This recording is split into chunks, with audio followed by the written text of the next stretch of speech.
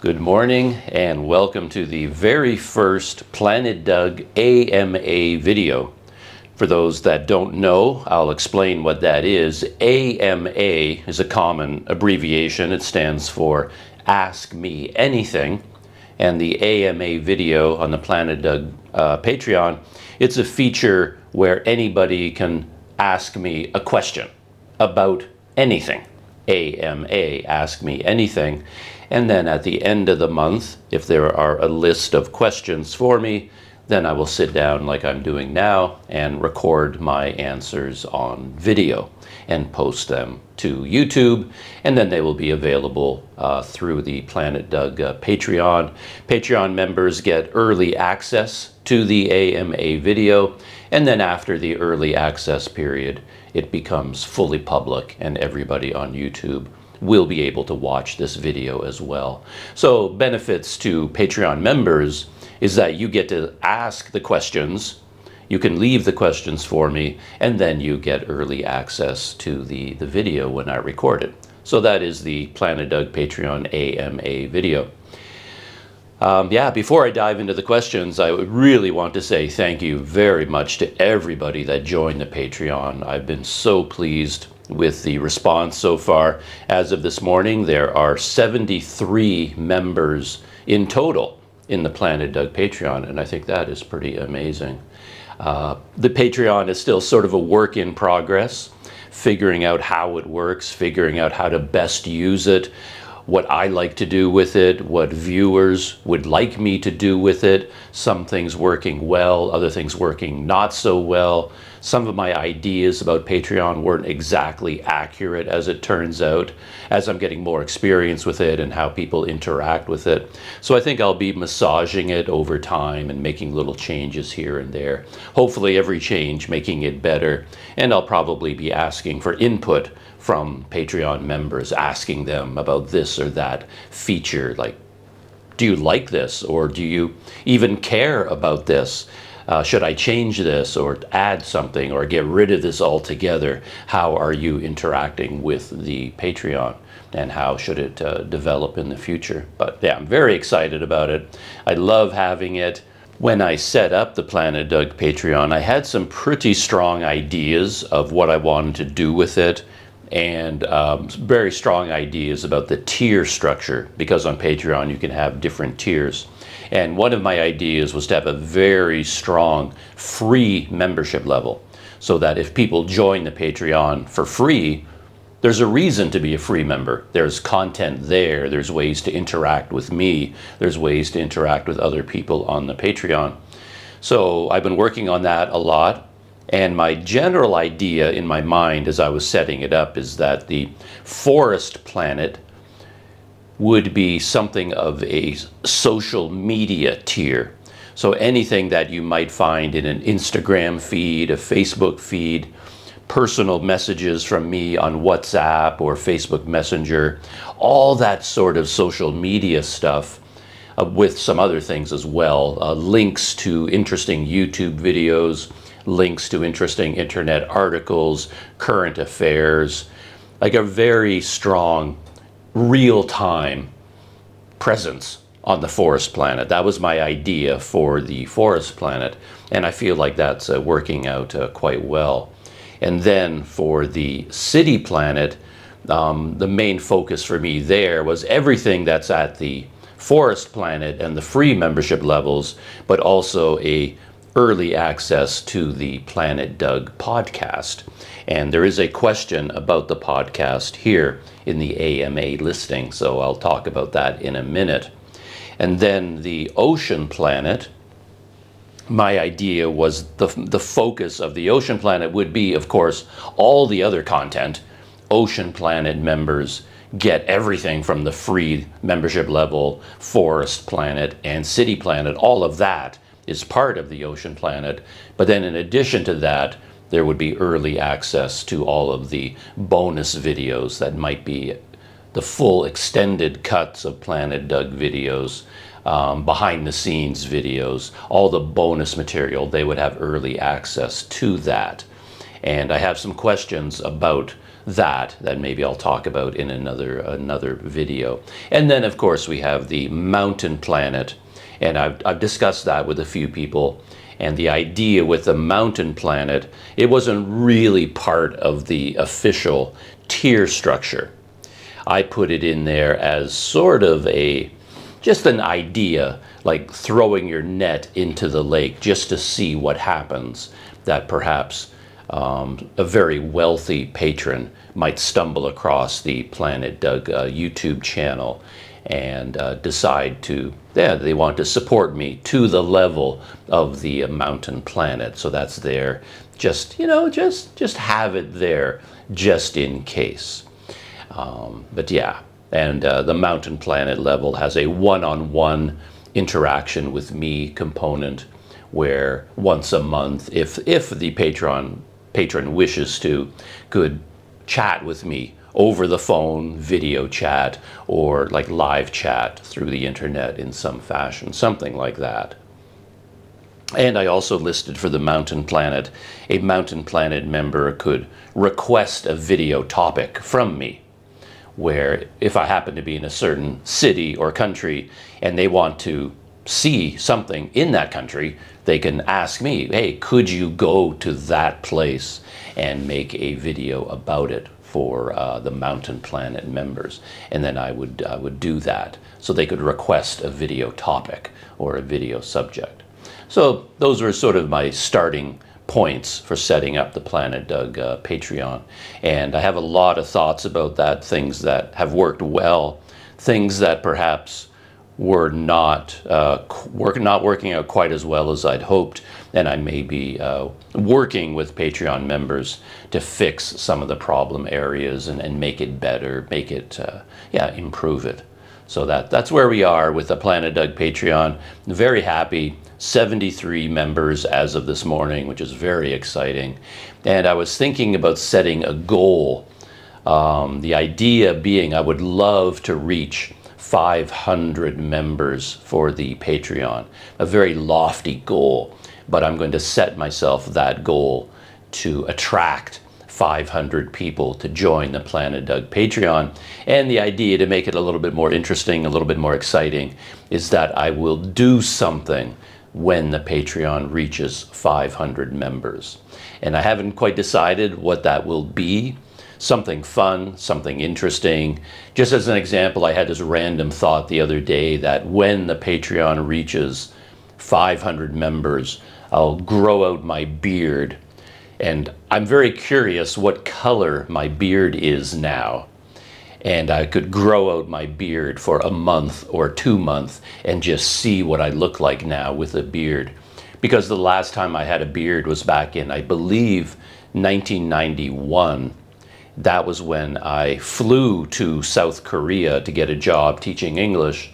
And that was the beginning of my life as it is now. It started in 1991. And when I left from Canada, if I remember right, I had a full beard, and it was a red, bushy beard. And people said I looked very much like Chuck Norris back in those days. And I ended up getting rid of the beard when I was in Korea very quickly. One of my first teaching jobs was with a school that taught young children. And on the very first day, I walked into the classroom, and all of these young children, well, not all of them, I'm exaggerating, but many of them started to cry. And the owner of the school, the manager, called me into the office after that first day and said the children were very frightened of the beard. I looked like a big, scary monster to them. And if I didn't mind to continue working at that school with children, would I mind getting rid of the beard? And I was fine with that. I wasn't attached to it in any way. So I shaved off the beard. And I've never grown it back since then. So I haven't had a beard since the early 90s. So, and now, of course, I've gotten older.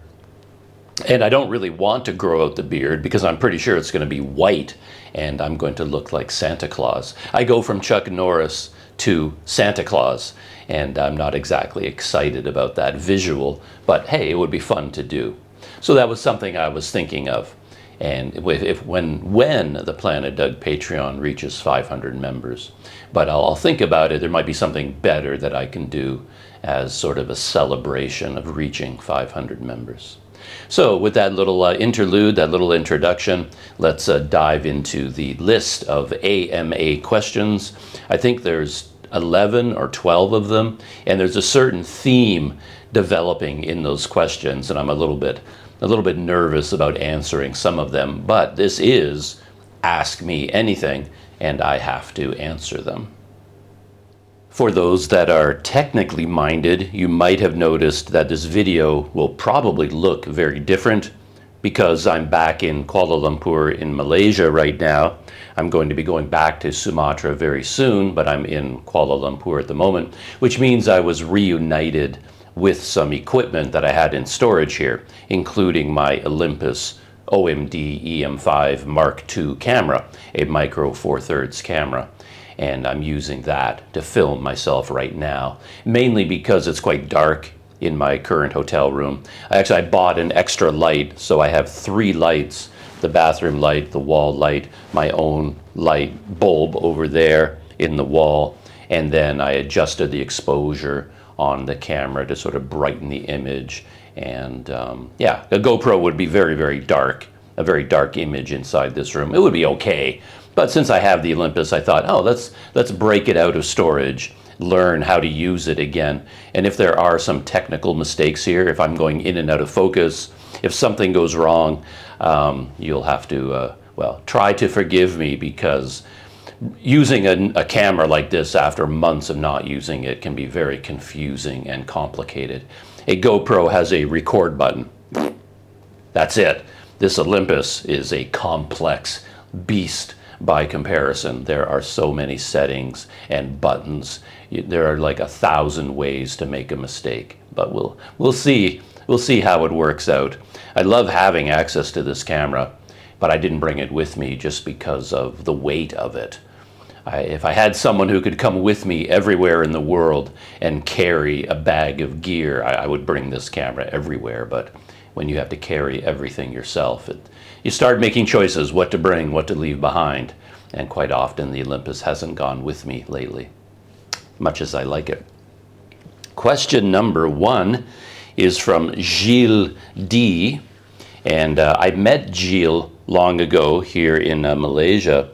I believe I did anyway. Sometimes I might get a name mixed up, because I do meet a lot of people in a lot of different countries and under different circumstances. And sometimes people have different names. You meet them, they have a YouTube name. Now they might have a Patreon name, which is different from their name in real life. So sometimes I'm not entirely clear. So again, I ask for forgiveness if I ever get a name or who a person is wrong, because I am dealing with a lot of interaction sometimes. But I'm pretty sure I met Gilles, and we met in Port Dickson. He's a cyclist, a true cyclist, and he stayed at the Port Dickson Seafront Hotel because he knew I stayed there when I was in Port Dickson, and then we just happened to be there at the same time. So I managed to meet up with Gilles, so that was interesting. So Gilles D, he writes, "Hi Doug, what is your bucket list for the next years? How about the relationship with your family in Canada? Isn't it too difficult to live alone so long?" So here we see the theme starting to develop, and we'll see how I handle these questions. Bucket list, man, that's a little bit of a hard one to answer. I could name easily like a half dozen countries off the top of my head that I've long dreamed of visiting that I've never gotten around to. So assuming I had the time and the budget to do these things, I would love, for example, to return to Africa. That is always on my mind, because the two of the 3 biggest experiences of my life were both in Africa. My bicycle trip to Ethiopia and a bicycle trip to Guinea. Africa is just Africa. There's no place on the planet quite like it if you're looking for something that is a true adventure. Since the days when I started kind of wandering around the world a little bit. The world seems to have changed. Like back when I was sort of backpacking in Southeast Asia, going to Africa on a bike trip, it really felt special. Maybe it was a bit of an illusion, but it felt like very few people were doing things like this. I never saw anybody. But now in 2025, millions of people are going around the world with their backpacks, with their wheeled suitcase, with their motorcycles, with their scooters, with their bicycles. It's like, is anybody staying home anymore? So like going to some country, Vietnam, Cambodia, wherever you want to name in Southeast Asia, is very exciting and very interesting. But it does feel like thousands and thousands and thousands of people are doing it at the same time. It has become commonplace. It's become easy. Traveling in this part of the world has become effortless with all of the technology and the advancing economies in this part of the world. And it feels like if you're looking for real adventure, you either have to kind of fake it, like come up with some creative way to make your trip in Vietnam more challenging by, say, riding a bicycle or doing something a little bit unusual. But if you're looking for natural adventure, it's there on the African continent, I think. It can be a challenging place. And I'd love to go, for example, to parts of East Africa, like Uganda, and then traveling through Uganda down into, oh boy, what's the name? Those small mountainous countries right there, and then down into Malawi, sort of that part, goes through Tanzania, that part of Africa. And I'd love to go back to West Africa, Benin, Togo, countries like that. There's a whole section of relatively small countries there on the coast of West Africa, and I'd love to bring my bicycle there, like do a bicycle trip in Africa, and that would definitely be on my bucket list. Here in Asia, I've often wanted to go to Pakistan, and I've often thought about that. I'd love to go to Sri Lanka, and I have a big blank spot in my life of visiting other countries. Like I've never been anywhere in Europe.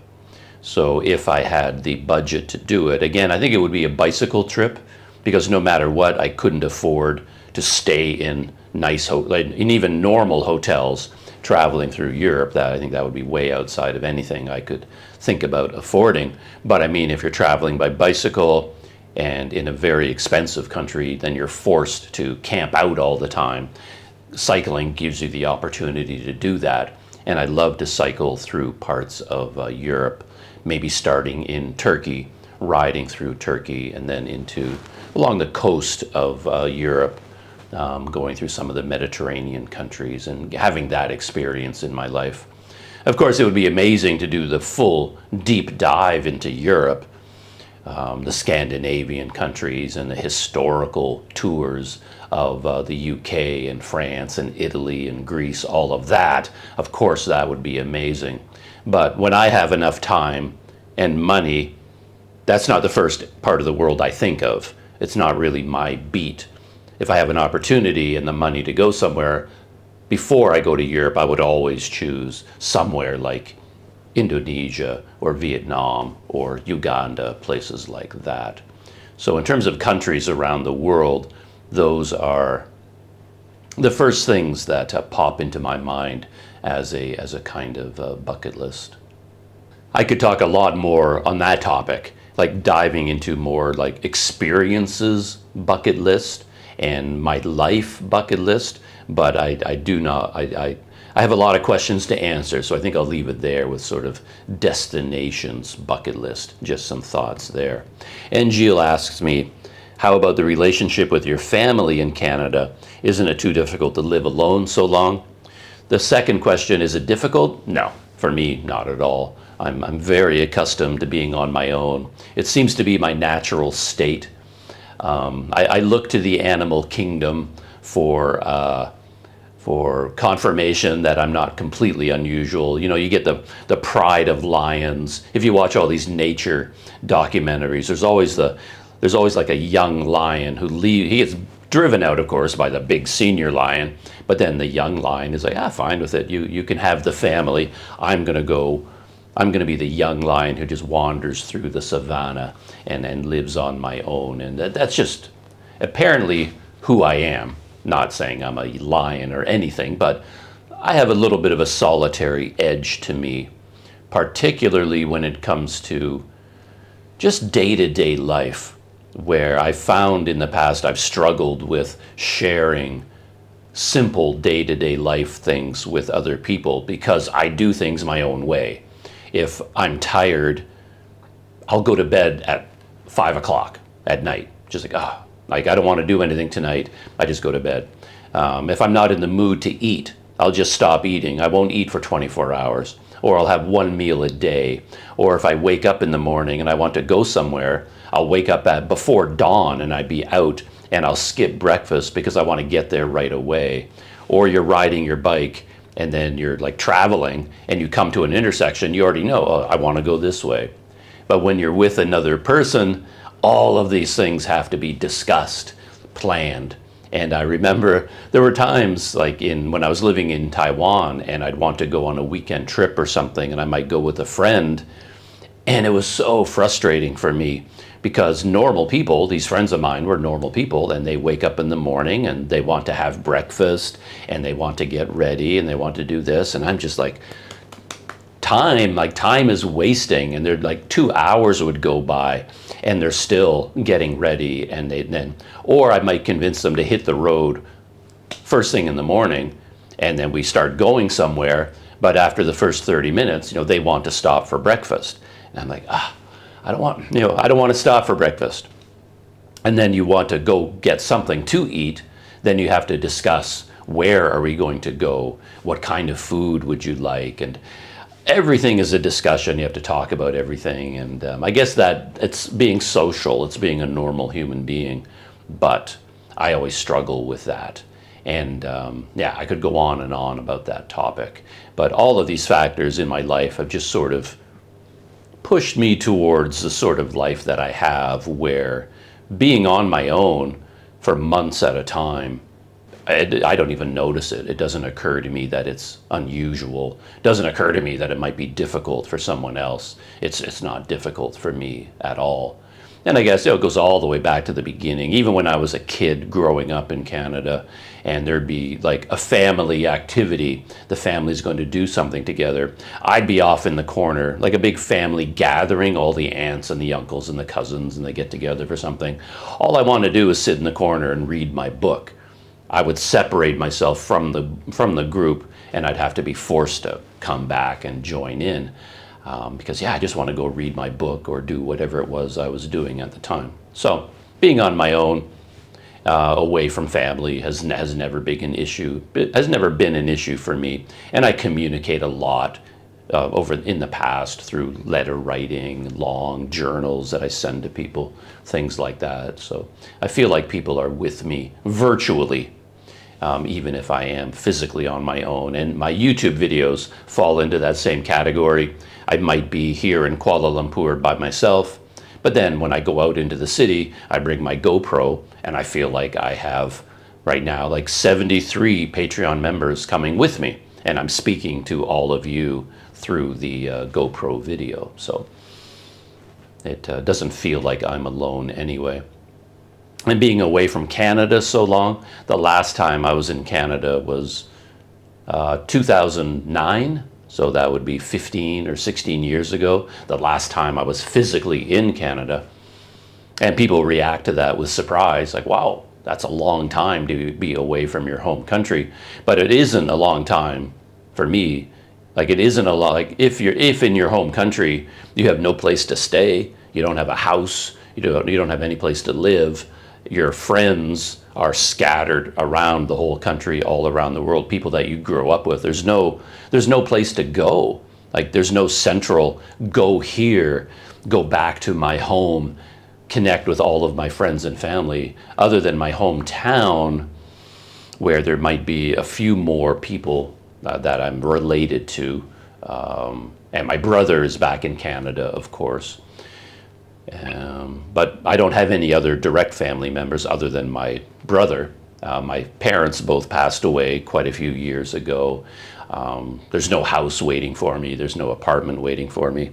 And Canada is such an expensive place these days. And there's nothing in Canada that I miss. I mean, it would be fun. Bucket list for Gilles' question.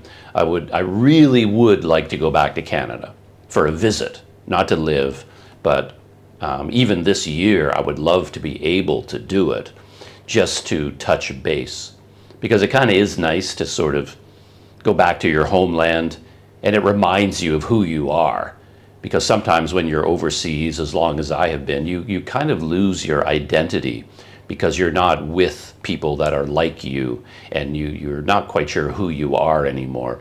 And it would be nice to touch base, just put my feet on the ground of Canada, and then it's like, oh, okay, this is where I came from, this is who I am, talk to a lot of people that are exactly like me, the same cultural background, we've watched the same movies growing up, the same TV shows, we speak the same language, we have the same experiences, and that would kind of, I think it would be very refreshing at this point, and then I could leave from Canada again, like rejuvenated and feeling very excited about going to new countries around the world.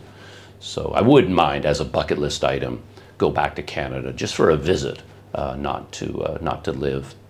But yeah, I don't really miss anything in Canada. It'd be fun to go back in the winter, breathe that ice cold air that burns your lungs, to walk through 3 feet of snow if there happens to be a big snowstorm. I haven't been in the snow for such a long time. That would be fun, but it's not like I sit around missing anything in particular. I enjoy my life overseas too much. I don't feel any pressure to go back to Canada at all. Speaking of technology problems using this Olympus camera, this complicated beast, I just answered the next question in full on video, but then I reached over to the camera to adjust something, and I guess I accidentally touched one of the buttons, and the camera just stopped recording, and whatever video I had shot was not saved. So yeah, I lost all of that. But yeah, these are sorts of cameras, like a full-sized photography-based camera, they're not designed for shooting video. They're definitely not designed for shooting vlogging style video where you film yourself. They're very awkward to use from that point of view.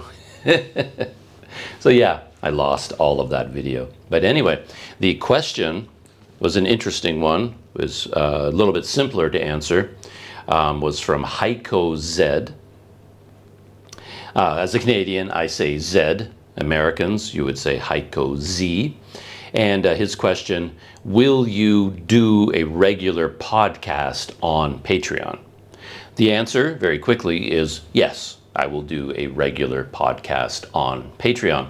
However, just in terms of the language, that kind of indicates maybe people not fully understanding what Patreon is. Because if I say something like, there's a new video on Patreon, technically it isn't really on Patreon, because all the videos are on YouTube as normal. So the Planet Doug podcast, that gets up, those are just normal videos, like all videos, and I upload them to the Planet Doug behind the scenes channel. So the behind the scenes channel is where I'm going to be putting the podcasts, the bonus videos, behind the scenes videos, things like that. So they all go on the behind the scenes channel on YouTube, but then you copy and paste a link to that video and you put the link on Patreon. So yeah, I find even like a lot of other YouTubers that I follow, they talk a lot about, oh, check out, there's a new video on Patreon, etc., etc. And the language makes it sound like it's only there and you uploaded the video to a different website. You uploaded it to the Patreon website. But most of the time, no, the video is uploaded to YouTube, but the link is on Patreon. And then if, for example, the podcast, Patreon members get early access to the podcast at the moment. That's one of the benefits of being a Planet Doug patron, a Patreon member, they get early access to those podcast videos. So the link on Patreon is the only way to connect to the video on YouTube and watch it. But then after the early access period is over, then that video goes public. And then as far as people on YouTube are concerned, it was just uploaded to YouTube. They get a notification. It's like, oh, new podcast from Planet Doug. But Patreon members were aware of it days or 1 week in advance because they get early access. So short answer, yes, I will do regular podcasts to YouTube, but they'll be listed on Patreon. The only issue there is there's a little bit of a tension going on right now, because with Patreon, I'm duplicating a lot of the topics. So for example, if I stumble across an interesting YouTube video I think is interesting, in the old days, before Patreon, I just make a note of it, and then when I record the podcast, I go through my notes and I talk about all the things. Like, oh, I just watched this amazing movie. This TV show is interesting. Oh, I just bought this new GoPro gadget. And I talk about all of the things going on in my life, all the behind the scenes things. But now I'm doing that on Patreon as well. So there's a little bit of, oh, if I talk about all these things on Patreon just as a post, now what do I do on the podcast? Do I talk about them a second time, or do I keep them completely separate? And right now, for example, I'm pretty sure I know the answer to that question is I will just do it in both places, because for one thing, a lot of people are not aware of the other. They might watch the video on Planet Doug behind the scenes and they're not Patreon members. So even if I talk about the same thing twice, from a viewer's point of view, they only hear it once because they're only connected with one. Also with the Patreon, it's just going to be like a link and a short text, like, oh, look at this interesting video that I found on YouTube. But then on the podcast, I'll talk about it, my opinions, my thoughts, more in depth. So even if I'm duplicating a topic, one will be much more in depth. So I think I will be continuing with Patreon, just constantly uploading my thoughts and ideas, things I'm interested in on a daily basis. And then when it's time to record the podcast, I might talk about a lot of the same things, but then more in depth. And here is a question from Jamie, a very specific one. He says, how would you compare Mae Cham to Mae Sariang in terms of staying a few nights? I want to do the Mae Hong Son loop from Mae Sot. May do the loop twice, as you suggest. So Mae Cham and Mae Sariang, they are two towns in Thailand that are more or less on the famous Mae Hong Son loop that so many people do by motorcycle and by scooter. And when I was in Thailand during the pandemic, I had a rented scooter and I did the Mae Hong Son loop one time, and I just had such an amazing time. As soon as I got back to Mae Sot, a couple of weeks later, I finished editing all the videos from that trip, and I just did it. I went back and I did it again. So I went around the loop 2 times. I think I did it in a different direction each time, or the same direction. But anyway, I did the Mae Hong Son loop twice, and I went to Mae Cham and Mae Sariang, and he's asking me, if you're going to hang out for a few nights, where should I do that? Interesting question. My gut instinct is to say Mae Sariang, because to me it was the more interesting town.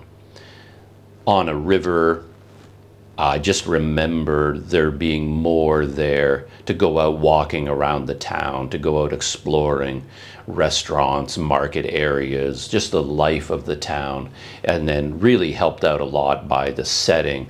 There's a big national park right beside Mae Sariang and the river. So it felt like a very interesting town to hang out in. And it is on the main road, like the main loop that you follow. And you get a lot of people doing the loop there. So that could be a plus or a negative. For me, that's a plus. because you get to see other people going around the loop on their big motorcycles, tour groups, you get lots of other foreigners that you can talk to and interact with.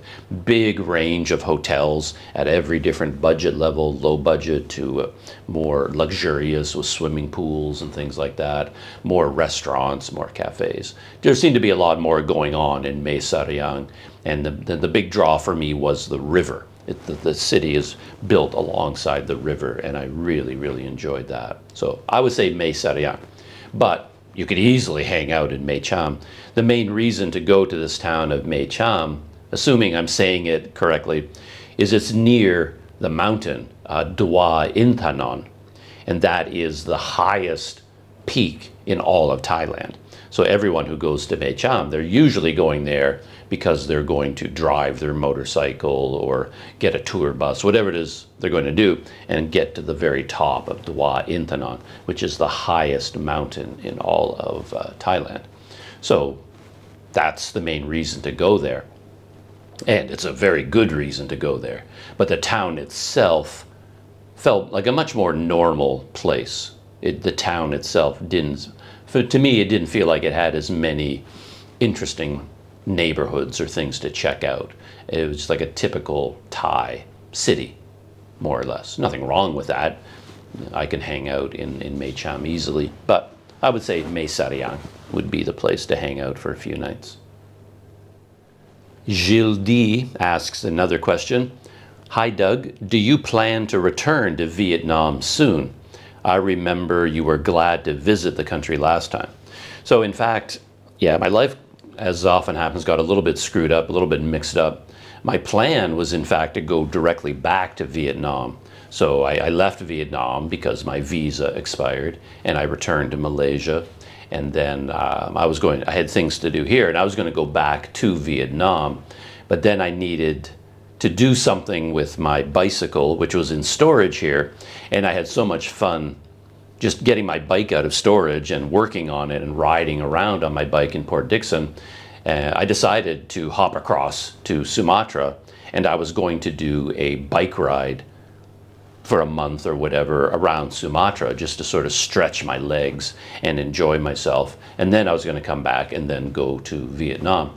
But then things in Sumatra got a little bit, I went off on a detour to Jakarta because mystery benefactors of Planet Doug, they wanted to give me this, of course. This is my Asus TUF A16 laptop, my video editing beast.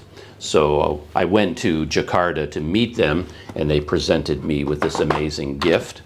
And then I decided to finally complete the Patreon. So rather than cycling in Sumatra, I sat down and worked on Patreon and got it completely set up. And that took a lot longer than I expected. Asus TUF. And now my plan at this point is this trip to Malaysia for Chinese New Year is one thing, and then I'm going to go back to Sumatra, get on the bike, and I'm going to ride up to Lake Toba over to Sibolga, and I want to do a bike ride there 1 or 2 months. I'm not sure how long it will be. And then I'll be coming back here, and at that point, I may end up going to Vietnam. Yeah, Vietnam was amazing. It was an eye-opening experience to go there. Really, it was a revelation.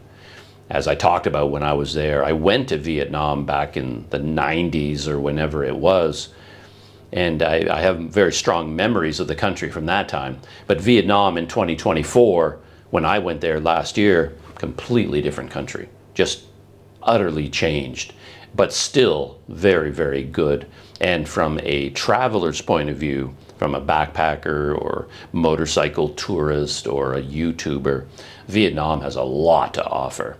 Incredible value when it comes to food and accommodation. You know, the amount of money that you pay for a hotel in Vietnam is lower than here in Malaysia, even sometimes lower than Sumatra, but the hotels are just so much nicer. Bigger rooms, nicer, just more interesting, better featured. I mean, yeah, you get Vietnam right now is an incredible value in terms of accommodation and the food that's available there. And like new Vietnam is more advanced economically than back in the 90s. Back in the 90s, there was nothing. There were no shopping malls. There were no skyscrapers. There was nothing. But now you go there, of course, and it's like Ho Chi Minh City is an advanced modern city with skyscrapers everywhere. There's shopping malls, there's Starbucks on every corner, other fancy coffee shops everywhere. But side by side with all of that is traditional Vietnam. So you get the best of both worlds right now. It's the perfect time to go to Vietnam. You can go to Starbucks when you need to, air conditioning, and the Starbucks is not for foreigners. The local coffee shop is actually far more popular than Starbucks. I can't remember the name of it. There's a coffee chain there. You go in there and it's just jammed with Vietnamese young people with their tablets and their fancy laptops, and they're busy working and wheeling and dealing and living their lives. So it's part of modern Vietnamese culture now and society, all this fancy cafe life. But there's also traditional Vietnam happening just across the road. And there you are in a great traditional market with all that implies, an Asian market with the fish and everything going on there. So you get the best of both worlds. So yeah, I really want to go back to Vietnam. And they currently offer a 90-day tourist visa, which is pretty amazing. Very few countries will give you that. Sumatra, 30 days. So it's nice to get in. So yeah, there's a lot of reasons to go back to Vietnam, and assuming everything works out well in the near future, yeah, I definitely have thoughts that I'd like to go back there. Andy Tan writes, Doug, perhaps you could add a timeline to your video by adding a sequence number to a particular series, either by country or location. Because part of the following is to follow your journey. When you post a Vietnam video and a Port Dickson video, and suddenly you are back in Indonesia, it takes a while to get used to it. So more a suggestion than a question, but yeah, I absolutely take your point. And I'm sure he's thinking of people that are much more organized than me, like Nora Lee from Itchy Boots. She has had a very clear, simple structure to her YouTube channel. So she isn't like me. She's not posting all kinds of behind the scenes content and all that kind of thing, and logistics and planning and preparation, all those kinds of videos. She doesn't record any of that. She starts recording when the journey begins. And so her videos are organized by like season. So if she's going to go to Africa, the first video will be like season 9, episode 1, and season 9 will be the Africa trip. So then every video is labeled season 9, episode 2, season 9, episode 3, and then she can put those into a playlist and everything's perfectly clear and there's no confusion. And yeah, I would love to do that. I would love to be able to do that. My goal has always been to be that organized and to do that, but my life tended to go off the rails recently. It just gets confusing. I was just talking about when I came back from Vietnam. I could have returned to Vietnam and then done the Vietnam series, Vietnam episode 1, Vietnam episode 2, etc., etc. But then I ended up having this impulse idea to hop across to Sumatra for a bike ride. And when I went to Sumatra, I did start labeling the videos. It was like Sumatra Trip 2024, episode 1, then episode 2, then episode 3. But then I had the opportunity to go to Jakarta to meet up with my mystery benefactors, and that interrupted the series of videos. And then I started working on Patreon. And so anyway, the whole thing got all kind of mixed up. And then because of Patreon, I was suddenly posting old bonus videos from earlier, and then the timeline kind of got all mixed up. So right now, the last couple of months, yeah, things have been very confusing about where am I and what am I doing exactly? And the videos feel out of sequence and out of order and a bit jumbled. Hopefully, all of that is over. So I'm hoping that once I leave Malaysia to go back to Sumatra this time, there will be a normal, I've got Patreon posting in real time, and then I've got the Planet Doug videos that will be about the journey in Sumatra, and then Planet Doug behind the scenes for the podcast. All of this happening at the same time in sequence, and there won't be different timelines and mixing and matching. And so I'm hoping that, yeah, I'm hoping to take your suggestion, Andy, and do exactly what you suggest. I don't think my life will ever be as organized as Nora Lee's, particularly from a YouTube point of view. I make things a little bit more complicated, I guess. But I'm going to do my best to keep a steady, clear timeline for the video content that I post. I mentioned that there was a certain theme in the questions. This is another question, part of that theme. Heiko Z writes, "Good day, Doug. What are your plans for the distant future in terms of getting older and the likely limited mobility that comes with it? Will you retire somewhere in Southeast Asia or go back to cold Canada?" Well, I have no idea. I can barely think ahead to the next 24 hours at the moment. Everything is sort of up in the air. Like the distant future in my brain, I'm like, I can't even think about it. So I have no plans. Like in terms of possibilities, I don't have retirement funds. I don't have money in the bank. I don't have pension plans. There's nothing out there that's going to kick in and allow me to make a choice. Like I'm not going to be able to just sit down and go, you know what? I think it's time to retire. And then I can just summon the money from the bank and then pick a country and retire there. That is never going to be a possibility for me. I haven't lived my life that way, wisely or unwisely. I keep looking at my screen because the autofocus on this camera is not great for video, and something weird is going on. So it's trying to track me, I think, but it keeps losing me. Anyway, we'll just let it do what it needs to do. So yeah, I don't really have any plans for the distant future. I just have to play it by ear, and if I get pressed on the issue, what I tell people is that, well, I'm going to have to work for the rest of my life in one way or another. I'm not going to be able to stop working in some fashion. So if I need an income, I always think in terms of, well, I can always hopefully find work somewhere in an interesting country as an English teacher or working in the English industry. It could be that AI has made that impossible. AI could have put me out of a job, because most of the money that I made in my life has come from teaching English, or more recently, editing and writing in English and studio voice recording. So living in Taiwan, I worked at a publishing company, and they hired me to sit at a computer, and then they would tell me things to write. Oh, we need an English exercise to teach the past tense to fifth graders. And I would create something, write an article, a dialogue, sample sentences, explaining the grammar. And then I go into the studio in front of a modern a recording studio and record all of that as a native English speaker. But now an AI can do all of that better and faster than I can.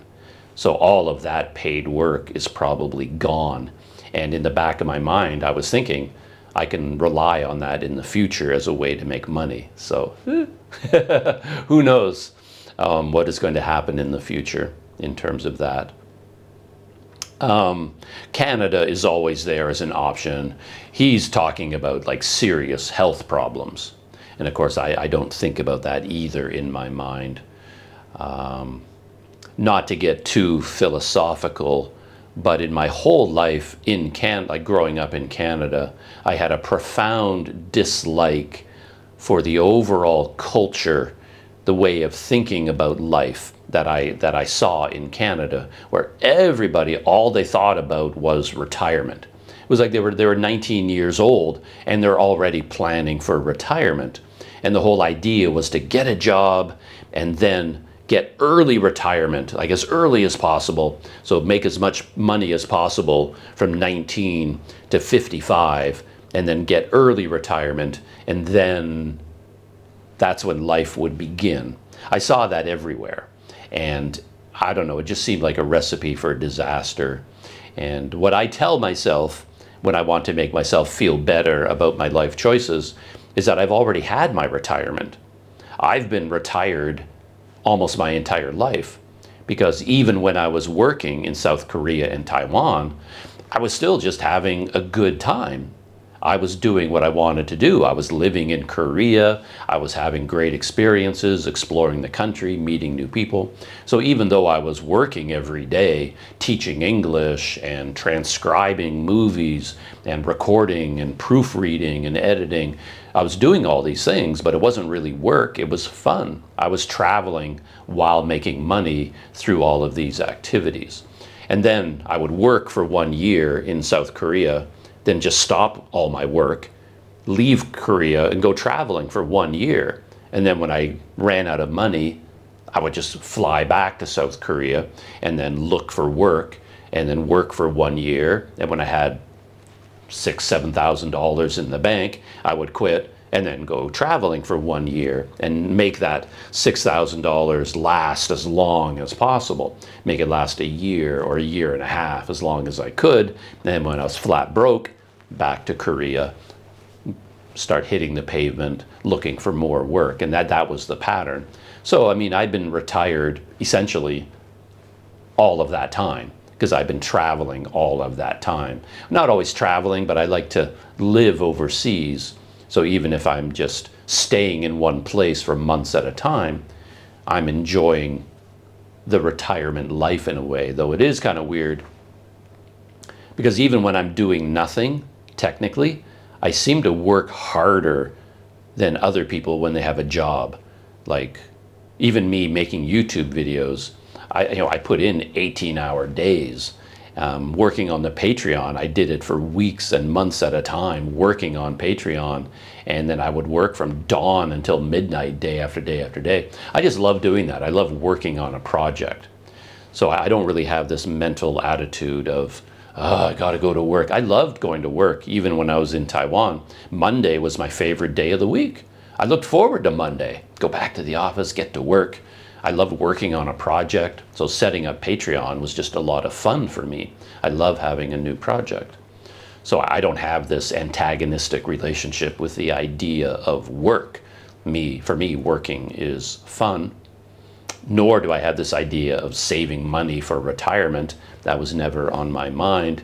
And then when you get to the idea of health, where you can't work anymore because you're old and sick, again, not to get grim, and not to be too philosophical, my idea is, well, then it's time to die, right? There is this idea in Canada, which I also dislike in the medical community, of living as long as possible.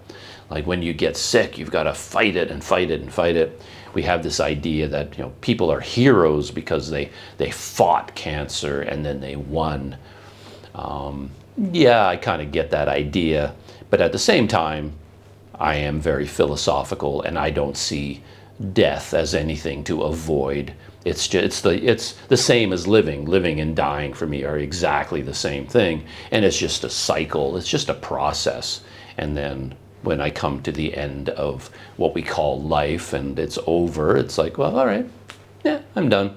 I'm not going to fight to stay alive as long as possible and get medical treatment and surgeries and fixing this and fixing that and desperately clinging to life. So my idea is to live like I am now for as long as possible, and then when the end comes, like lack of mobility or whatever, it's like,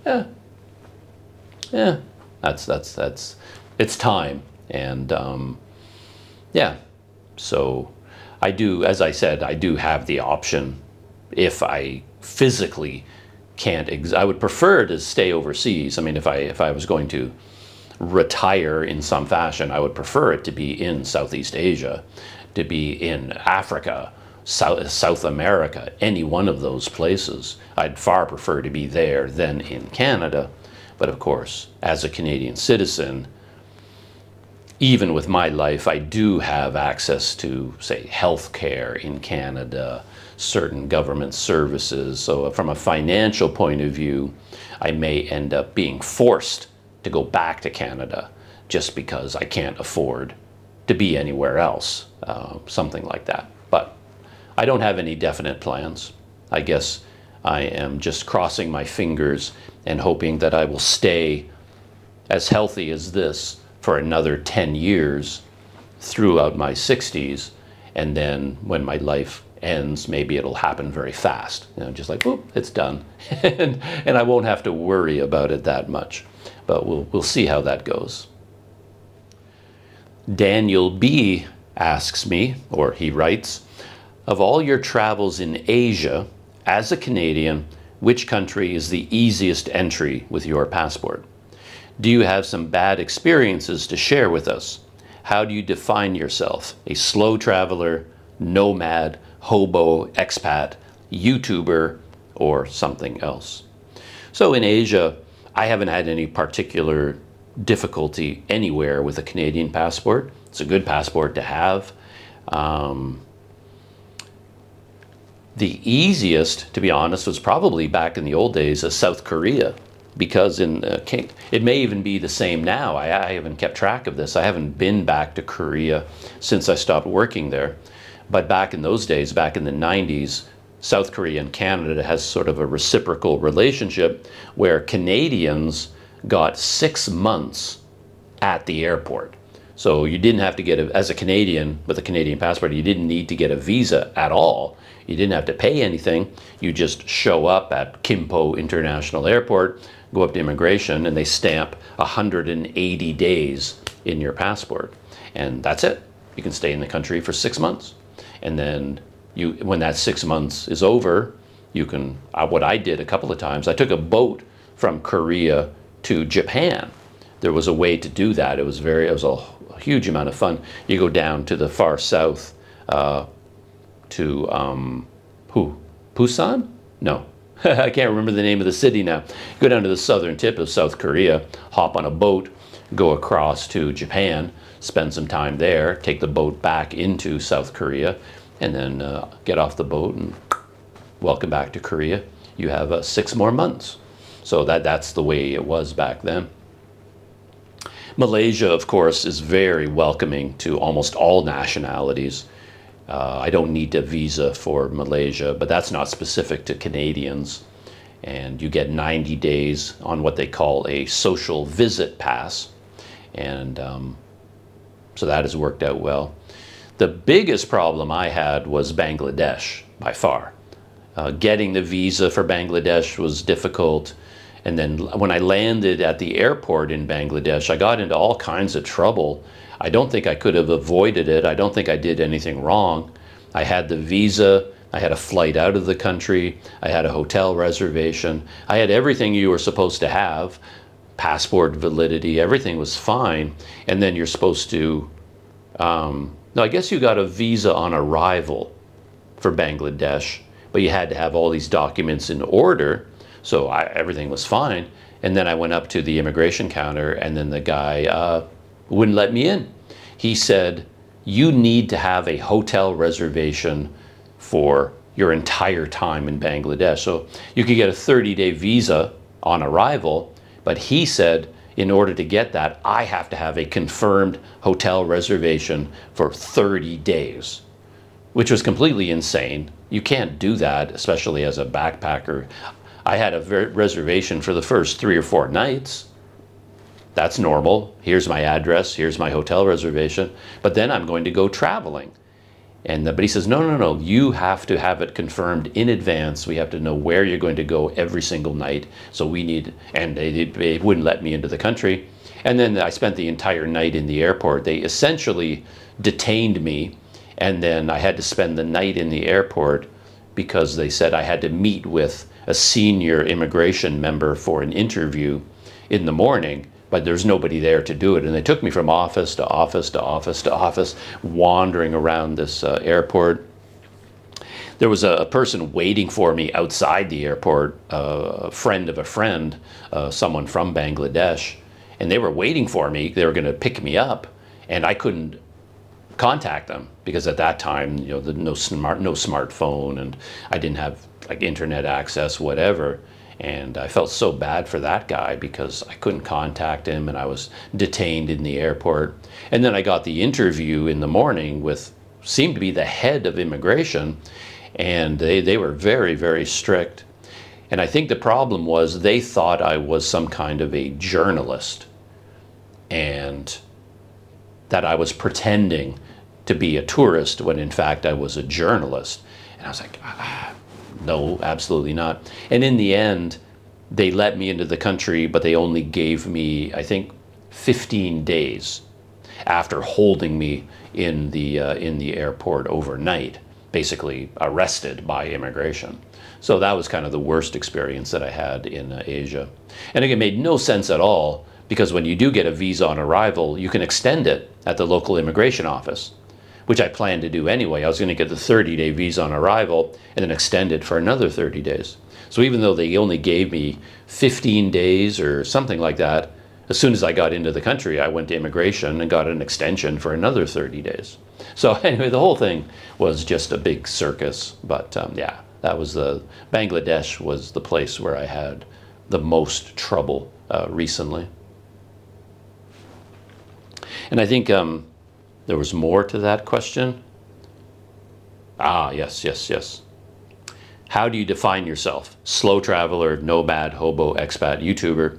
Right now, of course, I am a YouTuber, but I don't define myself that way. Slow traveler to an extent, because I am very slow. I often don't move at all.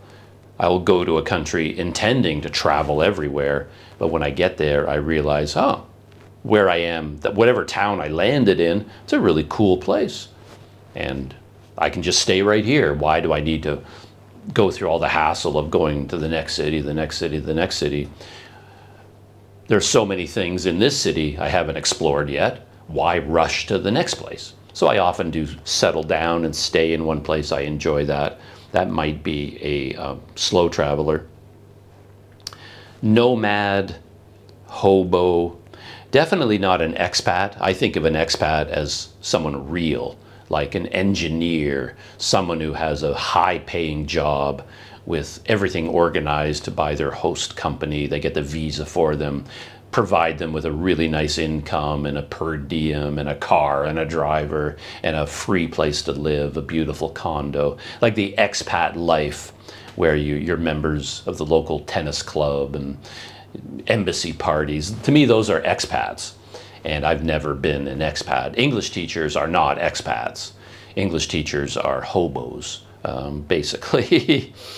So I think maybe the closest out of that list, to be honest, is a nomad. I'm more of a nomad than anything else, because even a slow traveler feels like there's a certain purpose to what that person is doing. And I keep imagining that my life will evolve into some kind of purpose, like in practical terms, but it never has. So I've really been a bit of a nomad, just a drifter in a way. I keep thinking something will click and I'll start living a real life with a real job and real goals and this sort of thing, but it's just never happened. So I'm probably a bit of a nomad more than anything else. Rai, R-A-I, asks, "Hi Doug, I was wondering if you had any other friends or family in Canada besides your brother that you're still in touch with." So as I mentioned, I have one brother living in Canada. He's my only direct living relative. But he's asking, do I have for other friends or family? I do have cousins. I'm not in close contact with cousins for the most part. I have nieces I have a niece and nephews through my older brother. He's married and had 5 children, and his children are now married and having children. So there's this whole clan there. But I don't have, other than with my brother, I don't have a lot of contact with his children, like my niece and nephews. They sort of live in a different world from the one I live in. We don't have a lot in common. And I'm never in Canada, so I haven't been there to see them grow up. I don't really know them personally. I haven't been a part of their lives at all. And in terms of friends, I have a few friends scattered across Canada. One good friend in particular still in my hometown that I'm in touch with. And then other friends, people that I've gotten to know from university, things like that. And Facebook, when it emerged, was kind of interesting because back in the old days, you lost track of everyone. So everybody that I went to high school with, I lost track of them completely. I noticed that here in Malaysia, a lot of people I talk to, their social world still revolves around their classmates. They get together with their high school classmates and college classmates all the time. They're in touch all the time. They know each other. They get together. They have big dinners. They have parties. They attend each other's weddings and things like that. In Canada, I never ever had that.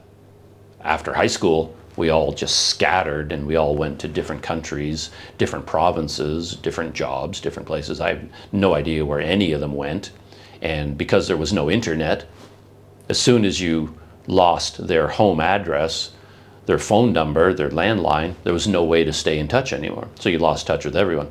But then when Facebook emerged, there was this flurry of activity where people were trying to track down people. And I did connect with old friends from grade school and from high school, things like that. But again, most people are married, for one thing, and married people just don't have time, like I have time, like to be social. They have their own world, family, children, and it's very hard for people to have friends once they become married, I find. So I have sporadic content with a few people in Canada, but not very many. Rai also asks, also, do you have any plans to visit other areas in Indonesia? I've never been there myself, but I had a roommate from Indonesia in university, and I always loved hearing about his travels to some of the lesser-known islands. Yeah, this question gets back to my kind of a lack of organization, perhaps, and the fact that I'm a bit of a slow traveler, because Indonesia, yeah, they have over 7,000 islands. You can go everywhere. And lately, I've been spending all my time only in Sumatra. And then people do say, like, why don't you go to, well, Bali, for example? And of course, I have no interest in Bali at all, not anymore. I've been to Bali in the past. I've traveled in Indonesia before, all around Java and to Bali. Places like that. But now, of course, Bali is different now. It's a big tourist, it's filled with tourist attractions and really nice restaurants and nice condos and hotels. And it's not like the old days of Bali when I was there. So I don't really have a reason to go there. I think of Bali as a place you go for a vacation, for a holiday, not for a kind of a travel experience. So I wouldn't go to Bali. But I'm very interested in Sulawesi. That island always has had a certain magic for me. It looks like a spider, the weird long peninsulas of Sulawesi. Just when you see it on a map, it's like, whoa, what a crazy looking place. Has a very interesting culture there, the people, the way they live, quite distinct from other regions of Indonesia. Beautiful coastlines. If you had money, you could go, I mean, there's amazing snorkeling and scuba diving there, things like that.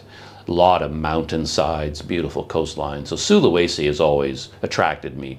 And then when I'm sitting around dreaming, I think, I'm going to go to Sulawesi. But then I've ended up doing other things. Yeah, like when I was on Sumatra, all my other trips to Sumatra before I started YouTube were all on my bicycle. And then once you're traveling by bicycle, you don't really think about going to faraway places. you're more content to stay exactly where you are. So I was cycling around Sumatra, and then the idea of flying to Sulawesi, it wouldn't occur to me, because then you got to box up your bicycle and do this and do that, and then before you know it, you've only got 30 days on your visa. So the way to go to these other islands would be to have a backpack and then just be dedicated to this idea of moving fast. Fly into here, spend 3 days there. Okay, now you fly to Sulawesi, check that place out. Then you fly to this island, check that place out. And I tend not to do that. If I had like a 90-day visa for Indonesia, I could relax a bit more and fold in trips to other islands. But I would like to. I don't have specific plans to at this point. I probably should have done it in the past. But now I plan to go back to Sumatra, do this little bike trip that I have planned, and then after that, I should go to new countries. I should return to Vietnam, thinking about going to Taiwan, Sri Lanka, like go to new places rather than back to Indonesia. Indonesia can be really complicated these days with the smartphone problems, the SIM card problems, the tourist visa problems, extension problems. It's just, I'm kind of tired of the difficulties of going to Indonesia. So I don't really feel a strong urge at this point to do it again. But I could fly into Sulawesi someday and experience that place. Yeah, I'd like to. Continuing on, yeah, I've been talking for a long time. I thought I would try and go faster because I have a lot of questions. But yeah, it's my habit to talk a lot. And my first battery is running out on this Olympus. Yeah, it's a hard camera to work with. Even from here, I can't see the record button. So that's what I kind of keep leaning over, because the record flashing red light is covered up by the microphone plug. Such poor design. And from a vlogging point of view, so I have to kind of think, oh, is it still recording? Yeah, it's still recording. I can't see anything, and there's no tally light on the front. It doesn't flash or anything. But anyway. OK27 writes, oh, and the theme continues. Hello, Douglas. How do you deal with health care as a long-term traveler?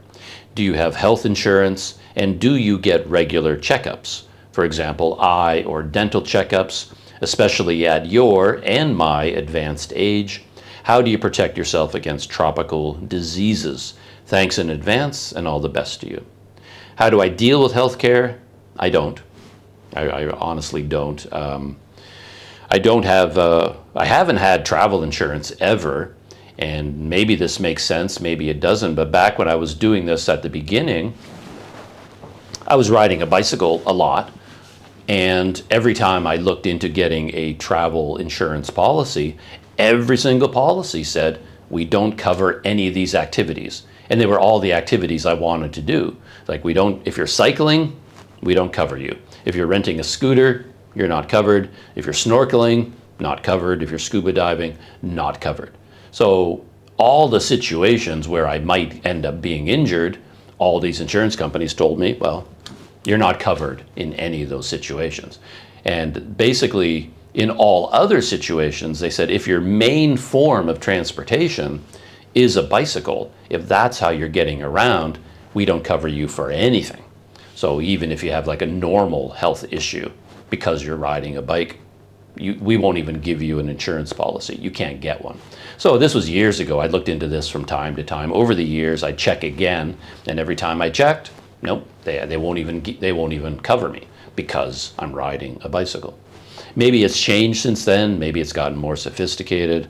But anecdotally, all I ever hear about is people who have insurance, and then when they are injured or have a health problem, they're denied coverage anyway. So it all seems kind of pointless to me in the end. I know you're supposed to have health insurance. Makes a lot of sense, and you get the huge scary stories where, yeah, you're riding a bike and you get hit by a car and you shatter both your legs and they have to helicopter you to the airport, and by the time you're done, the bill is $300,000, and yeah, that would be a very bad situation to be in. But fingers crossed, I've never had a health problem.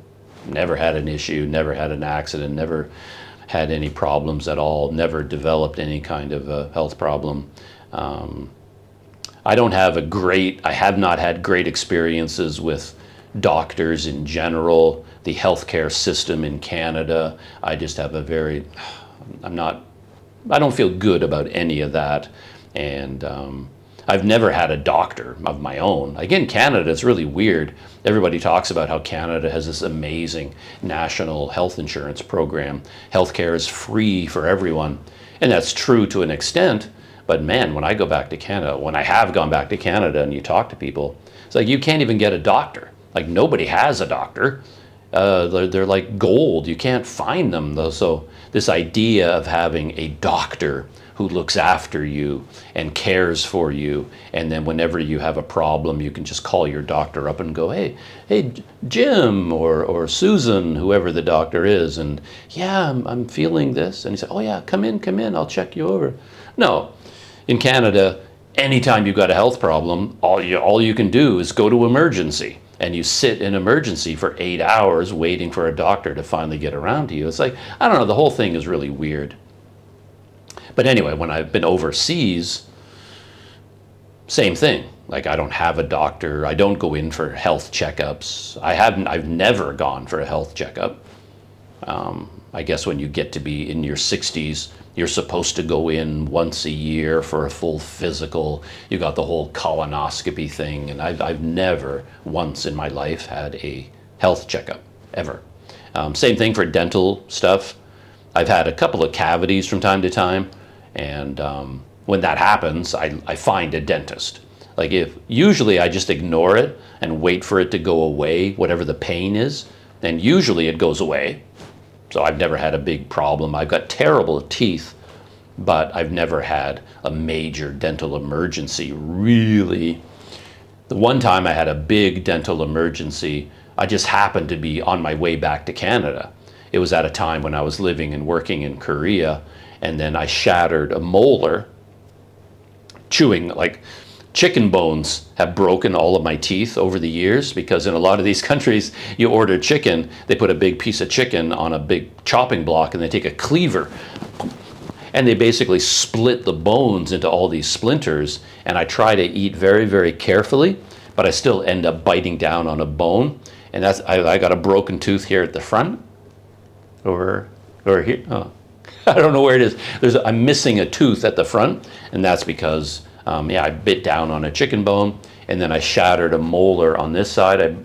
I was in Korea, bit down on a chicken bone, but I just happened to be going back to Canada for a visit, and that broken molar got infected, went down into my jawbone, and it was just agony. I mean, I was in serious trouble, but I did have a childhood dentist. I was on record with a dentist in my hometown. So I went to see my childhood dentist and was like, and he referred me to a specialist, and they, drugged me up and put me in the chair, and he practically sat on my chest with a big pair of pliers and just, ripped out the remains of the molar. Man, that was an experience. But in general, I have not had dental emergencies overseas. I was in the Philippines a few years back, and I ended up with a cavity, a toothache basically, and it wouldn't go away. So eventually I found a dentist, and then I just paid for him to fix the cavity, and that's all I've ever done. In terms of tropical diseases, I get all the vaccinations. So previous to this period of my life, I was in Taiwan, and I had a real life in Taiwan. I had a job, a real job, and a work visa, and I had Taiwanese health insurance, which covered dental. I didn't know it covered dental, which is kind of crazy. I was in Taiwan for years and years and years, and it never occurred to me to go to the dentist. I could have had my teeth fixed up all the time. I could have nice white teeth, and I could be looking like a movie star or something, but I didn't even know I was covered for dental. I just don't think about these things. I didn't learn that until like 2 months before I was leaving Taiwan. I was like, what? I could have been going to a dentist all this time? But I never had a reason to go to a dentist. I'm not that worried about my appearance. I don't need veneers or anything like that. But anyway, because I was in Taiwan and I had an organized life, before I left that life, I visited a bunch of travel clinics, and I would do the same thing in Canada. I would track down what they call a travel clinic. And am I still recording? Yep.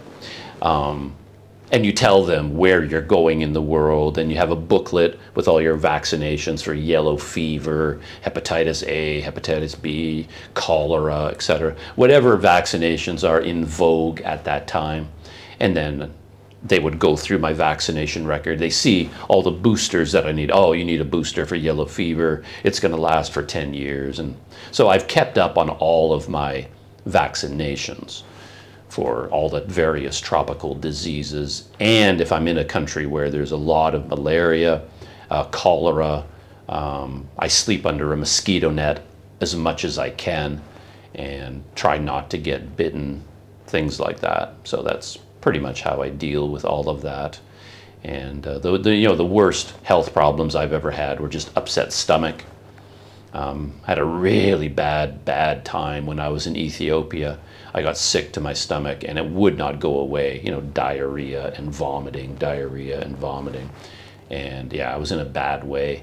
And eventually I tracked down some kind of a clinic and they did some testing. And I wish I had the paperwork from all of that, because I did the testing and it says, oh, you have this virus or parasite in your gut.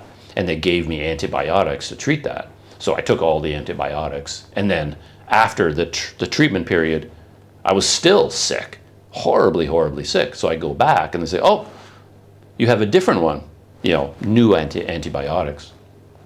Still sick. I go back, oh, we found a new one. So it's like I had so many evil viruses and pathogens in my system that one was covering up the other, and it just took forever to get my health back. And to be honest, I don't think I've ever recovered from that. Ever since that episode, I've had a bad digestive system, and that's one of the reasons I don't eat very much and I don't eat often, because I just seem to get sick all the time.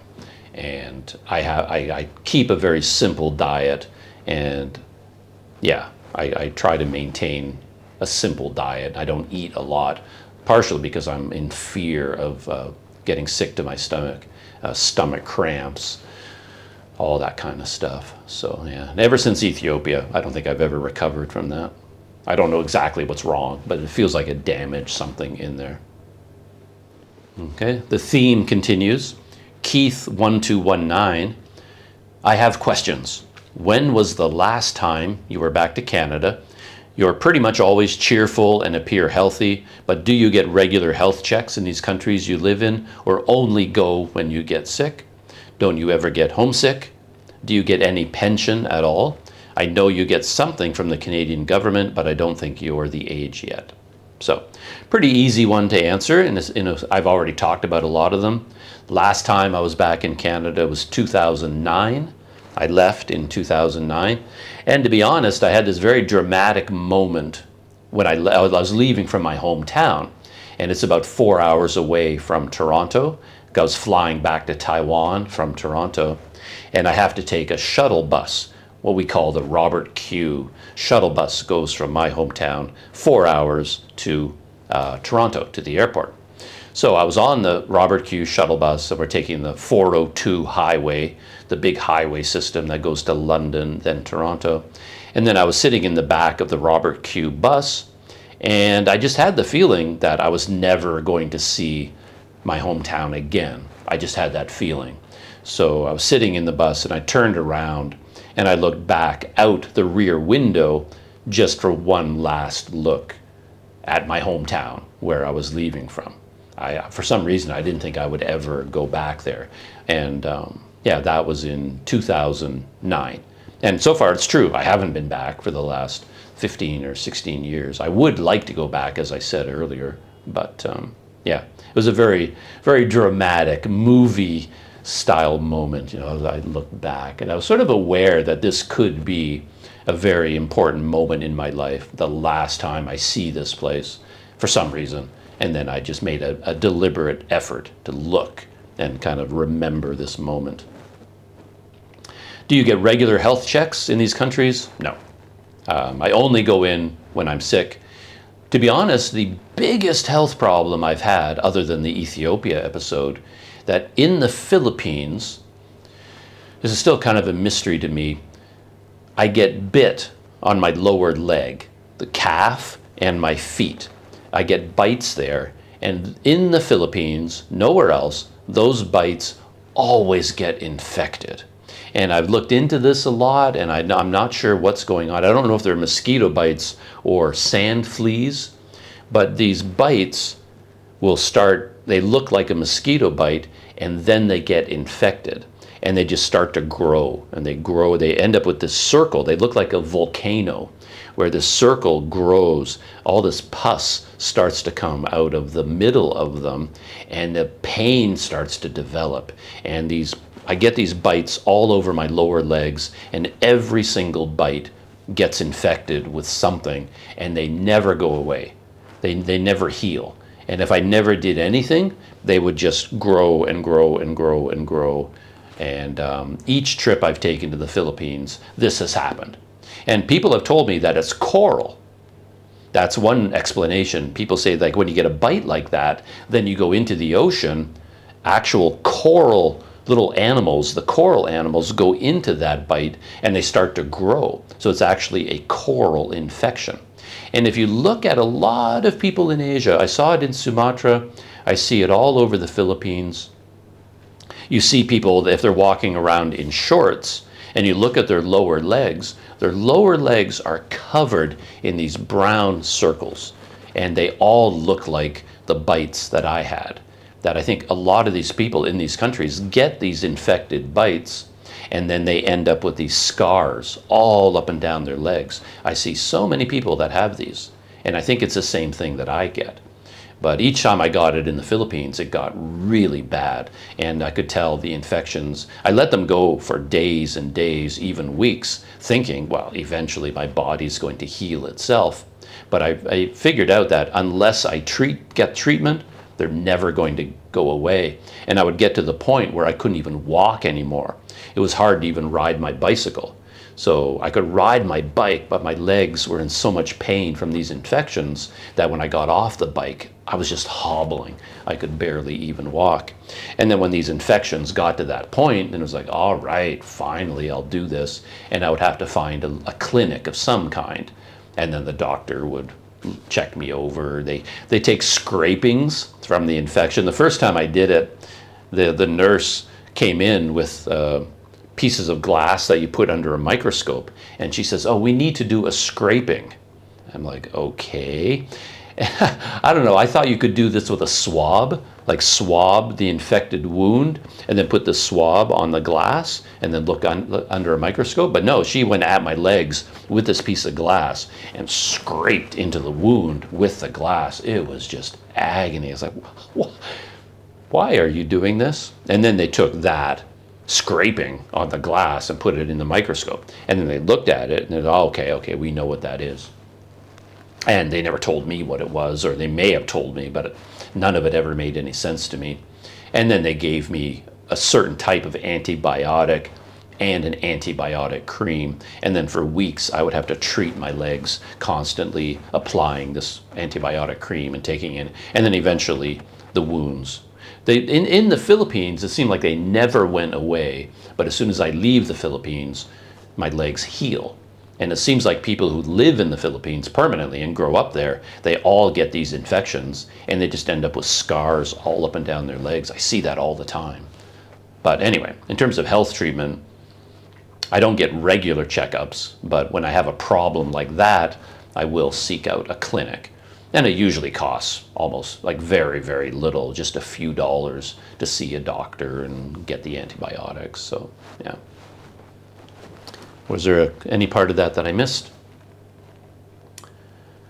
Yeah, only do you get health checks or only when you get sick? Only when I get sick. I don't have regular health checks.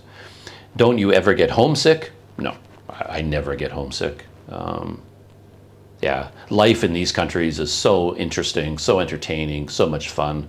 If I went back to Canada, I would love to go back now, as I've said several times already, for a visit. But it's not because I'm homesick. It just feels like it would be fun to do. Even as a YouTuber, I would love to go back to Canada right now and shoot videos about the experience going back to Canada after 15 years. I don't know what anything is like there anymore. There's been so many changes. And yeah, that would be fun to document on video. Do you get any pension at all? No. No pension. I never worked for a real company in Canada to get a pension from them. I never had a real job like that. And you get something from the Canadian government, but you're not the age yet. Yeah, I think in Canada there's what they call, I'm sure it has an official name, but we call it the old age pension.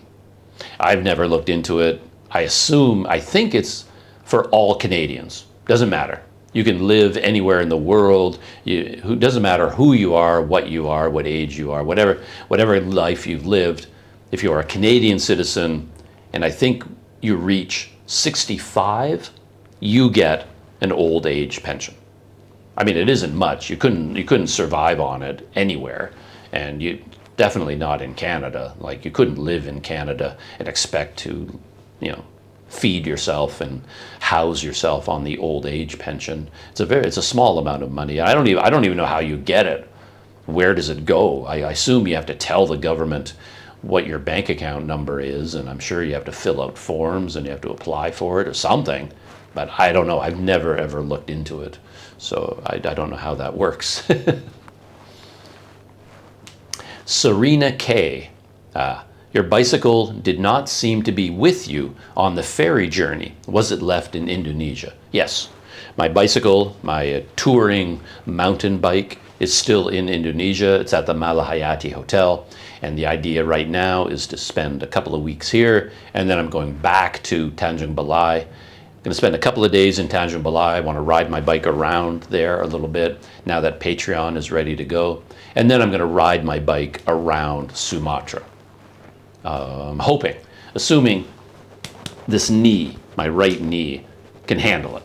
But I'll find out when I start riding. If I start riding and my knee falls apart right away and I can't ride my bike anymore, it's like, all right. I'll just travel without the bike and then come back to Malaysia, and that's it for my cycling life. But I'm hoping I'll be able to ride the way I hope to. So, yeah, my bicycle is still in Sumatra at the hotel, and I'll go back to the same hotel and then begin a bike tour there. And I'm even thinking about doing a bike tour in Malaysia, assuming logistics and everything works out and there's finances for it, I can pay for my daily life, things like that. Then when I come back with my bicycle, I would like to finally do a bit of traveling around Malaysia. I've only really spent time in Penang, Kuala Lumpur, and Port Dickson, to be honest.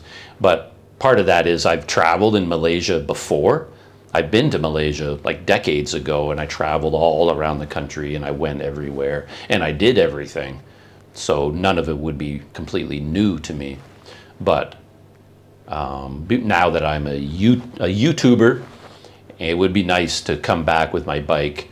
And if my bike ride in Sumatra goes well, I think I'll start from Port Dickson and just ride my bike down the coast to Malacca, Johor Bahru, and do a loop around Malaysia along the other coast and then back to Kuala Lumpur and see how that works out. It would be a good way, I think, to see Malaysia. Last question. And interestingly enough, just as I got to the last question, the battery in my Olympus died. So yeah, this is it's a bigger battery for this Olympus camera than you would have in a GoPro or something. But I was really impressed. That lasted a long time. This entire video that I've recorded, and even some in-between stuff, all of it was done on this one battery. That's pretty amazing. And hopefully the focus has been okay. I don't know what it looks like or anything. I'm a little bit worried that using a micro four thirds camera, which has a much bigger sensor, is getting a little bit, it's too much detail. Like one good thing about an action camera or even a smartphone is that they tend to smooth out your skin and you don't look quite like the crypt keeper. And then if you have a full frame camera with 100 billion megapixels, well, you can see every imperfection, every flaw in your skin as you become older and become the crypt keeper. So how do I look? I have no idea. So last question. Yeah, oh, interesting one. Rai, from Rai, R-A-I. Hi, Doug. I'm curious about your thoughts on Patreon now that you've been using it for a few months. It's not really been a few months, though. It's like a month or weeks that it's been public, and officially launched your channel. Do you think it's a better option than setting up a personal website with similar features for a content creator? That's the first part of the question. I'll answer that first. Well, for me, yeah. For me, Patreon is so much better than a website because I don't understand websites. I've had websites in the past and they have just utterly made my life miserable. I don't understand the technology, HTML, WordPress. Every single thing I tried to do led to disaster. There was always a problem that I didn't know how to fix. Websites are just mind-numbingly difficult for me to figure out, to maintain. Then when I see a YouTuber with a really nice website, I'm just in awe. I was doing a little bit of a deep dive into Tread the Globe, the UK van life people, because they're back in Malaysia now. And so I never really did a deep dive into them before. I don't watch their videos. But I did a deep dive into it this time because I wanted to write about them for Patreon. And so I did some investigation and said, wow, they have a website. And I went to the website and it is nice. Simple, clear, informative, nice menu system. And it's like, man, how does anybody have a website? I don't get it. The only thing I can think of is they pay somebody to do it.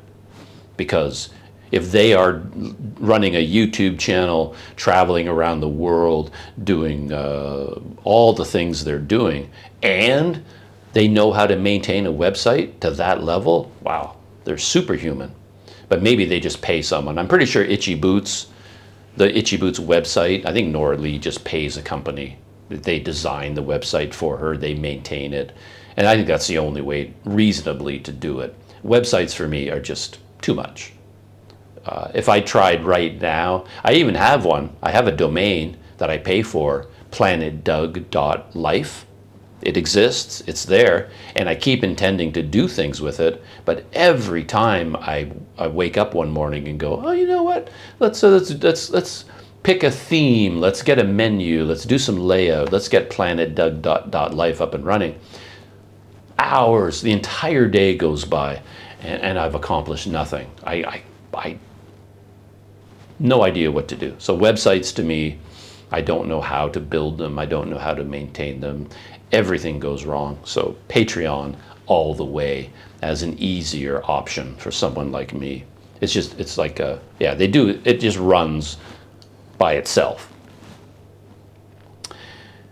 Last part of his question. Also, would you say it's been a success so far? He's talking about Patreon.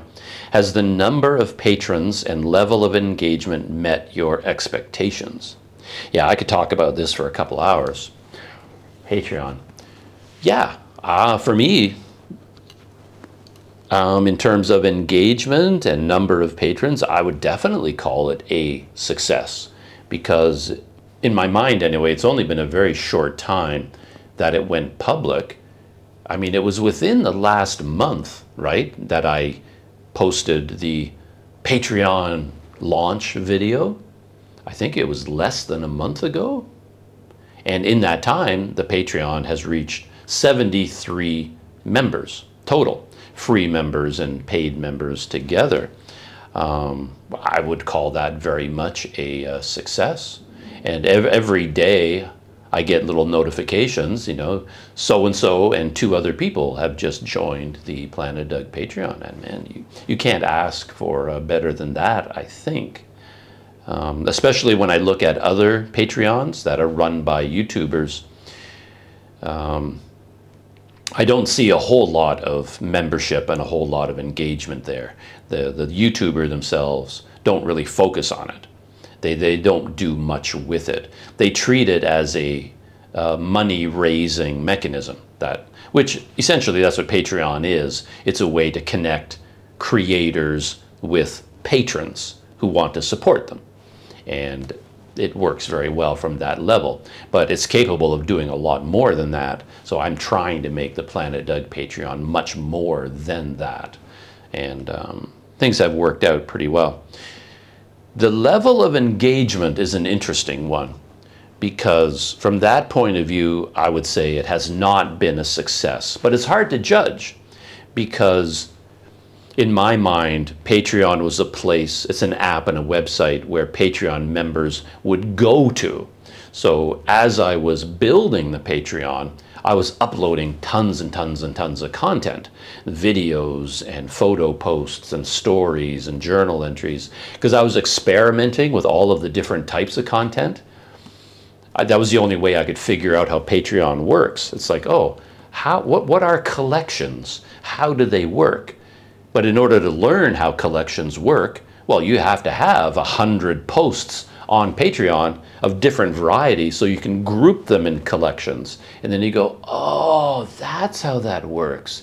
And you have to make a thumbnail for the collection. So how do you do that? What size do they have to be? Oh. So I had to have material to work with in order to learn how Patreon works. So I uploaded a lot of material. And in my mind, I pictured people joining the Planet Doug Patreon and then going to the Patreon website and then looking at all of this stuff, watching this, reading that, commenting on that, doing that, doing that, doing that. And that hasn't really happened in the way I thought it would. But I think part of that is, well, people have enough websites to go to in terms of like a social media platform. So if they're already using Facebook, they're already using Instagram, they're watching my videos on YouTube, they can leave comments on the YouTube video. I reply to comments on YouTube. There's the YouTube community page, which, by the way, YouTube seems to be expanding. They're trying to develop a social media community area, a chat area on YouTube. I don't have it yet on my channel, but I've read that they're developing this. And then you've got WhatsApp and on and on and on. And then now you're telling people, oh, please come to Planet Doug Patreon and hang out there. Go to the chat area, chat with other people, chat with me, read this post, look at this picture, leave a comment. And you're asking people to add another social media platform to their life. That's a big ask to get people to do that. So from that point of view, to be honest, the amount of people reading my posts, interacting with them, leaving comments, and then I reply to their comments, they reply to me. The number of people doing that, to be honest, is quite high compared to any other Patreon that I've seen. But what I also didn't think about with Patreon is that every time I make a post, people get an email. And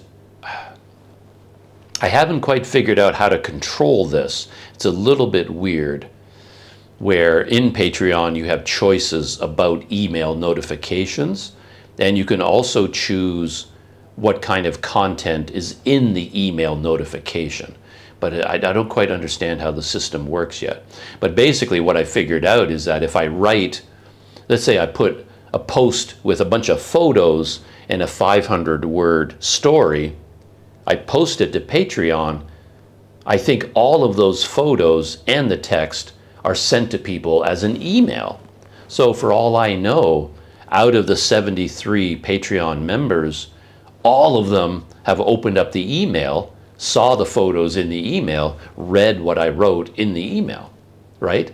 They don't need to go to Patreon.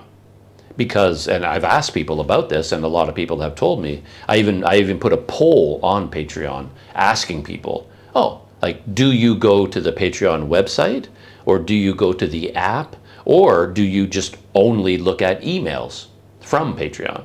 And a lot of people have told me privately and in the poll, I never go to Patreon, like I don't need to. I get emails from you, and the email contains the post. So they open the email, they read it. There's no reason for them to ever go to Patreon itself, right? So even if I don't see the engagement on Patreon that I was expecting. Maybe all the engagement is happening in the email itself. Because as I said, once you get the email, you know, your phone dings and it says, oh, Planet Doug Patreon post. And it's an email notification. And then they read it. Oh, yeah, interesting. Cool. There it is. That's all I want. And then once they've done that, why would they ever open the Patreon app? I mean, I think there are reasons to do it. There are a lot of things on Patreon that I've worked on, that I've created. I think it's a lot of fun to just scroll through the Patreon feed and do things like that and click on the various collections and go rummaging around.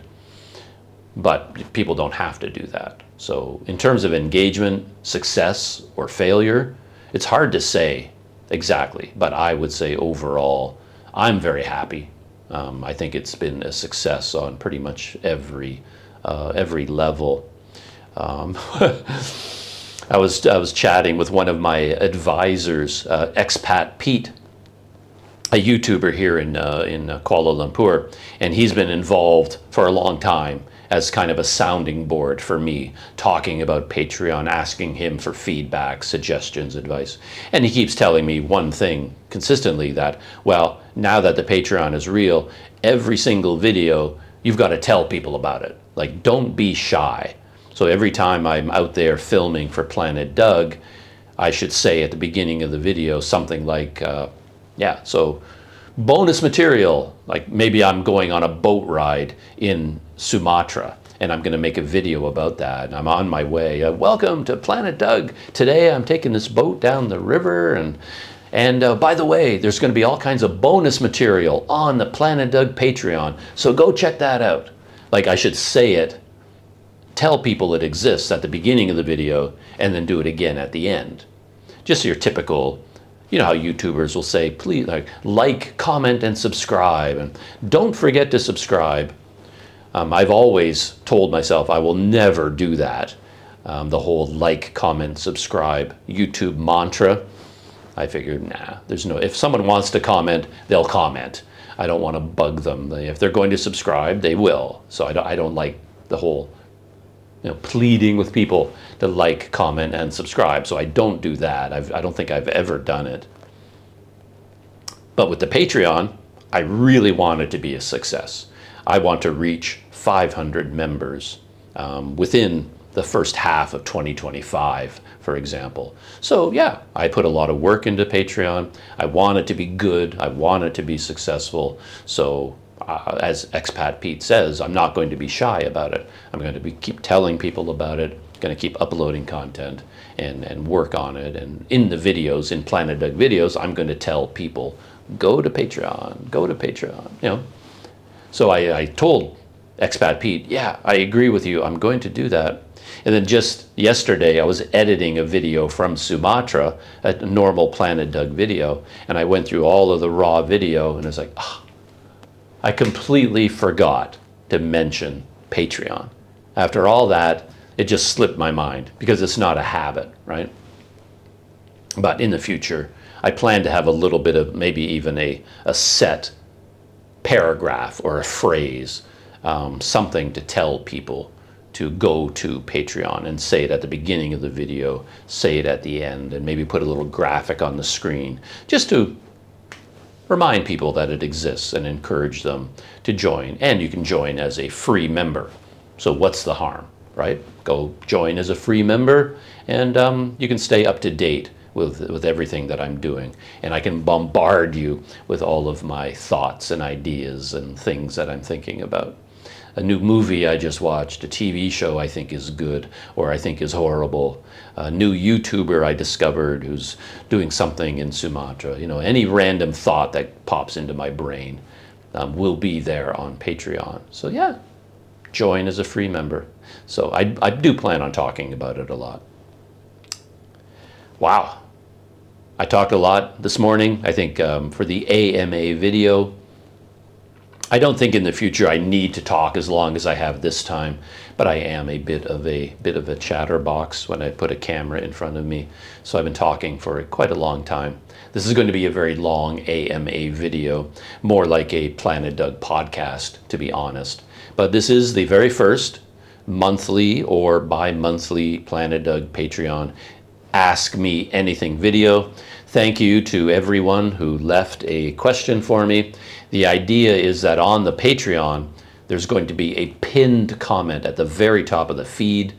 That's the AMA video question post, and then just leave a comment after that post and then put your questions in there. And I say monthly or bi-monthly. I'm more than happy to do it monthly, but it depends on how many questions I get. If there's only 2 questions at the end of the month, maybe it will be every 2 months. But if I get lots of questions, yeah, it will be a monthly AMA video, bonus video for Planet Doug patrons, who I love very much. I love all of you, all 73 of you, as of this morning. And yeah, thank you very much for joining the Planet Doug Patreon. And I'll see you in the next Planet Doug video. I'll see you in the next Planet Doug Patreon post. I'll see you in the next Planet Doug behind the scenes video, podcast, all that good stuff. So thanks for hanging out with me, and I'll see you next time.